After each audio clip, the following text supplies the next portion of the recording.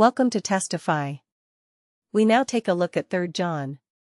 Please join us. The Apostle John identified himself in 3 John only as the elder, the same as he did in 2 John.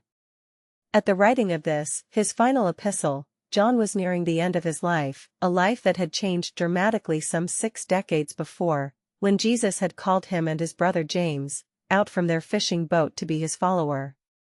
While Gaius, an obedient leader in one of the churches in Asia Minor, was dealing with certain troubles in his area, John wanted to direct him, not only in how to respond to the trials, but also how to relate to those who proclaim the truth. Troubles had come to the church in Asia. Diotrephes had taken control of one of the churches there, and used his power to ban certain traveling missionaries from coming to the church at all.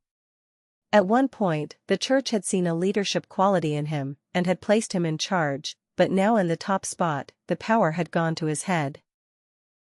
He refused to welcome those traveling ministers of the gospel, to preach and take rest with his church. And even worse, upon receiving an earlier correction from John, Diotrephes refused to listen.